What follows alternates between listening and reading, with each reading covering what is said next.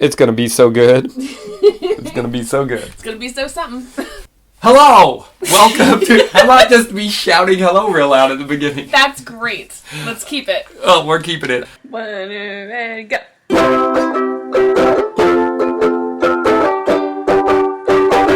What do you mean?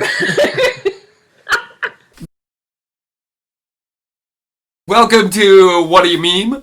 Where we talk about the memes we love or the memes we hate, new memes, old memes. We're gonna get deep in there. We're gonna get deep in those memes. With me is my co-host April Cattell. She is a lover of memes, yes, Yes. And she is a member of more Facebook meme groups than anyone I've ever met. Yes, I have a problem. But that's why you're on the podcast. Yes. And this is David Britton. He is a comedian and he writes for the Hard Times and the Daily Dot.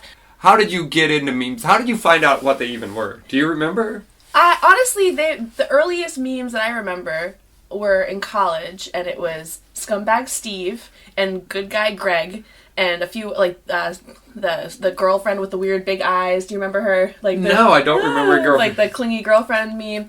Anyway, those were But this is the thing I wanted to say is, like, okay, supposedly I'm the meme expert, but every time I don't know about a meme, I message April and be like, what is this one?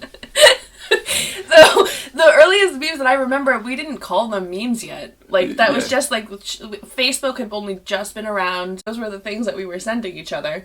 And they didn't really call them memes yet. The memes have been around before the term meme was made up. Mm-hmm. Like, I don't know if you remember... Do you remember World War II? Yes! Do you remember this? It was a big one. Was it that one? Oh, no, that was World War One. World War Two. Right. I was more into World War One, I guess. The fanboys are super. I think 3 is going to be great. I'm super looking forward to 3. No one likes a sequel, but everyone loves a trilogy. Yes. This is terrible. Let's not say any of that. No, that's staying in. My point is, during World War II, there was this little guy called Kilroy. Did you ever, like, Kilroy was here? Was like a... That sounds super familiar, but I'm not...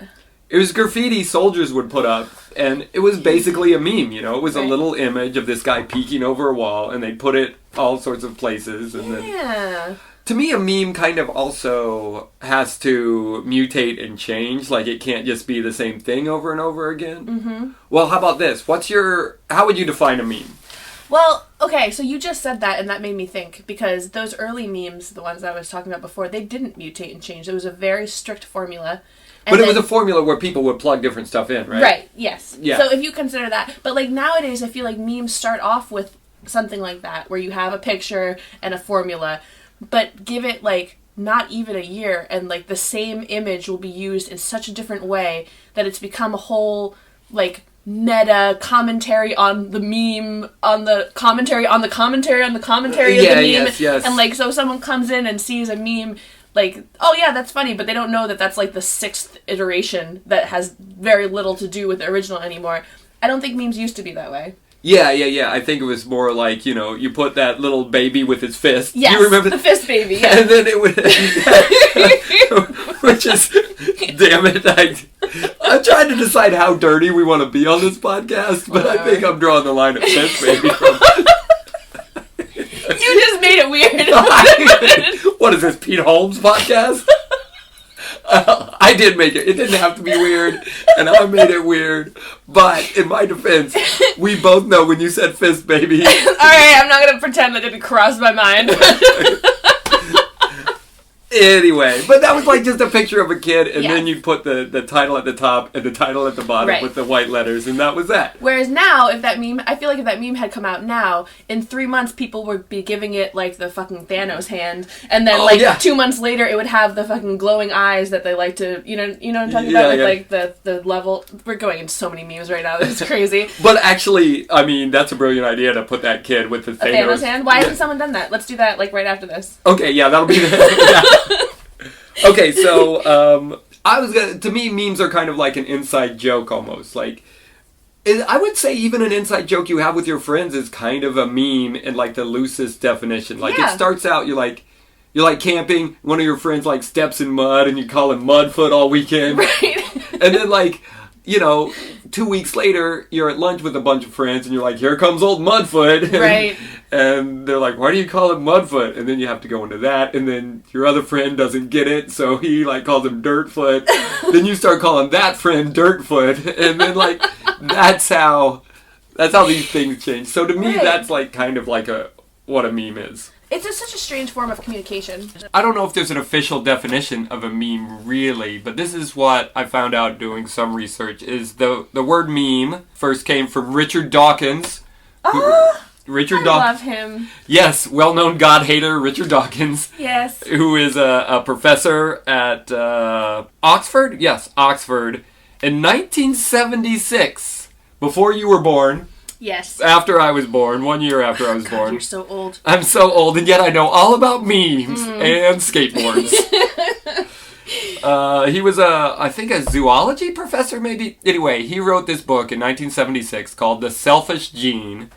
And in that book, it was mainly about genetics, and then he kind of got into, I haven't read the book, I'll be honest with you. But I think what happened is he also got into talking about non-genetic forms of mutation and evolution. He used the word meme, which he admits he didn't totally come up with. There was a similar word, I think maybe in French or something. He said a meme is something that conveys the idea of a unit of culture, transmission, or unit of imitation. I might have written that down wrong.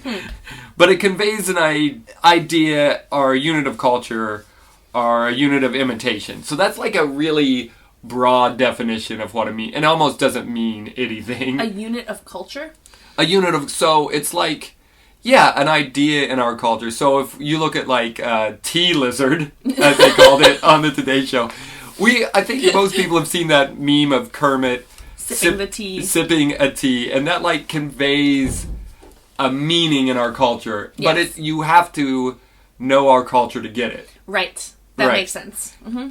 It helps to know who Kermit is, but apparently you don't really need to know.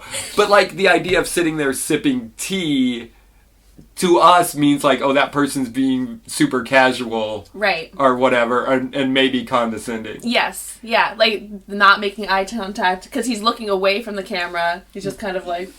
You know what? I never thought it, but that's exactly right. Yeah. That he's looking away from the camera, and that's why the earliest tea lizard memes were always, like, the formula was something that only a trashy woman would do, and then the punchline at the bottom would be, but that's none of my business. Like, that was the original formula of tea lizard. Of tea lizard.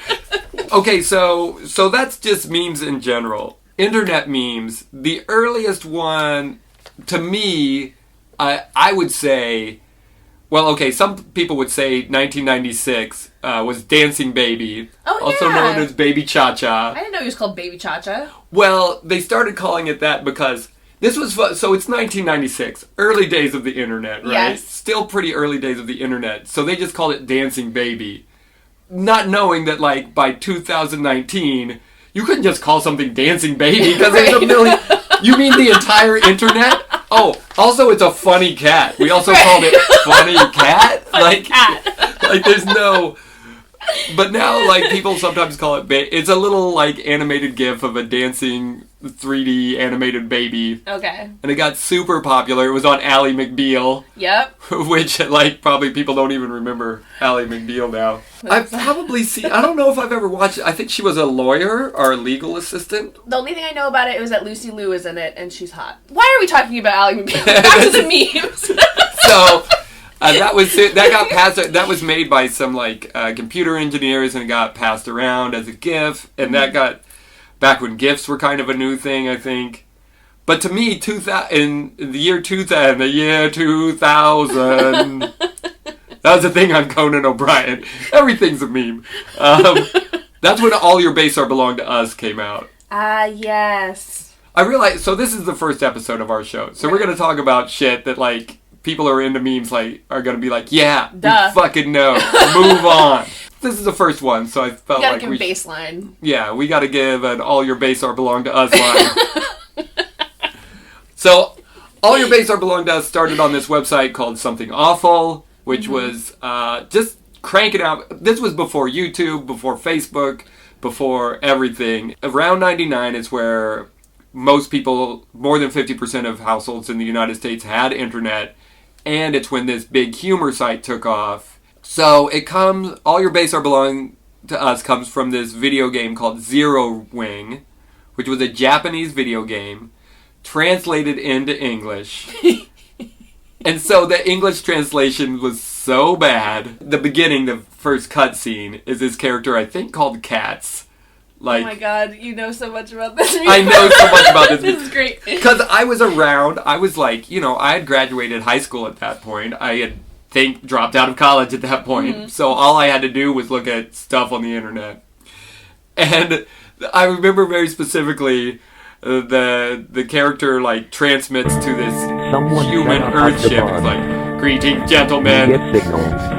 So, and then the captain of the ship is like, someone set us up the bomb. How are you, gentlemen?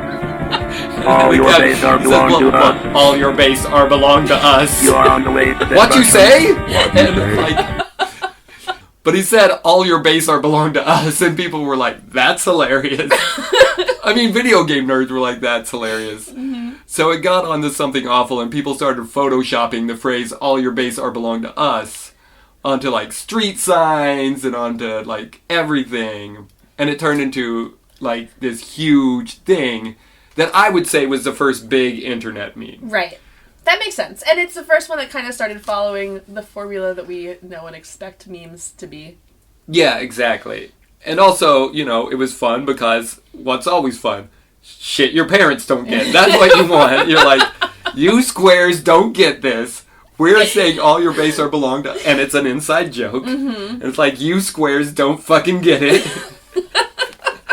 We're in our room laughing at all your base are belong to us. That's why inside jokes are good, though, because that's, they're only good because it's an inside joke. And we're here to ruin that. Yes. And now a story that'll make no sense whatsoever. Is it zero zilt? But here it is. There's a new phrase creeping into our language from the internet. And it goes like this. All your base are belong to us. No, you didn't hear me wrong. It goes, all your base are belong to us. Fox's Rick Fulbaum tries to explain what this means. The fact that, when we talk about memes dying or memes being dead, it's not that they're not funny anymore. It's just that too many people know about it, so it's not an inside joke anymore. Yeah, I think as soon as, like, Wendy's uses a meme or something on their Twitter... Or Tinder used the butterfly meme. Yeah, you're exactly right. So once it gets too popular and, like, brands or your mom starts using it, then you're like, well, we're going to find a new thing. And then you get into things like deep fried memes. Oh, God. That's a whole other level. Yeah, I think that developed because people were like, well, you definitely won't get this. Yes, this will confuse you, This will definitely confuse you. Fuck you, Mom. The only other thing I wanted to bring... Oh, well, that's enough of that. So... I had a few other things about all your base are belong to us. Oh, tell me, I want to hear it. The only other thing I was going to bring up is that it got super popular, and in 2006, this was like 6 years later, YouTube, something happened where it was like down, like all the videos like wouldn't load for like a day, and they just, while they were fixing it, they just posted, all your videos are belong to us. And so that was like, that's that. That's all I had on that. You could look at it. It's really fascinating. And the original video, someone also on Something Awful took all the Photoshops people had done and all the like real things people had gone out into the actual world and put up stickers up. Mm-hmm. They took all those images and made a song called All Your Base Are Belong to Us, which is just like a techno song. We should put the link to it in our show notes. Yes, I will try to put a link to that video, because it is fun to watch. It, like, still cracks me up to this day. All your base, all your base, don't belong to us. All your base, all your base, don't belong to us.